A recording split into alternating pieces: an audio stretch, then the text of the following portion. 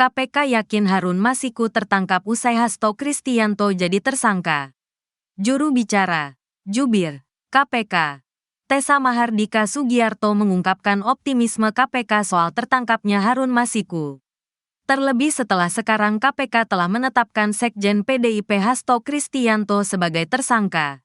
Imbas terlibat dugaan suap hingga perintangan penyidikan kasus Harun Masiku.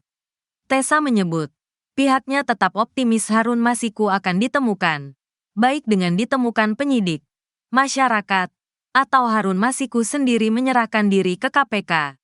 KPK tetap optimis bahwa saudara Harun Masiku akan ditemukan. Apakah itu baik ditemukan oleh penyidik, oleh masyarakat, atau yang bersangkutan datang sendiri ke gedung KPK nanti, kata Tessa dilansir Kompas TV. Jumat, tanggal 27 Desember tahun 2024. Terkait perkembangan pencarian Harun Masiku, Tessa mengaku tak bisa mengungkapnya ke publik. Mengingat proses pencarian Harun Masiku yang bersifat rahasia, Tessa pun meminta publik untuk bersabar hingga nanti Harun Masiku ditemukan. Saya tidak bisa menyampaikan. Proses pencarian itu sifatnya kedap ya, rahasia. Jadi belum bisa dibuka ke publik apakah saat ini sudah diketahui atau bagaimana. Kita tunggu saja tanggal mainnya, tegas Tessa. Saat Harun Masiku nyaris ditangkap 5 tahun berlalu namun keberadaan ex-kader PDIP Harun Masiku belum juga terendus.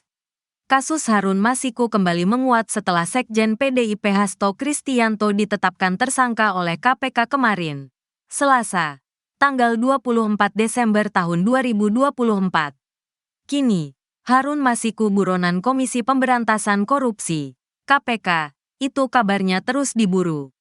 Meski informasi tentang Harun Masiku masih terus simpang siur, dia pernah diberitakan meninggal dunia, kabar lainnya dia tinggal di luar negeri.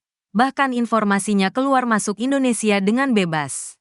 Seperti misalnya saat beredar kabar pada tanggal 6 Januari tahun 2024, Harun Masiku tercatat dalam data perlintasan keluar Indonesia menuju Singapura. Kemudian kembali masuk ke Jakarta dengan menggunakan pesawat batik pada tanggal 7 Januari tahun 2024. Pernah pula Harun Masiku dikabarkan berkeliaran di sekitar kompleks PTI Kapolri. Saat itulah, tim KPK kehilangan Harun Masiku.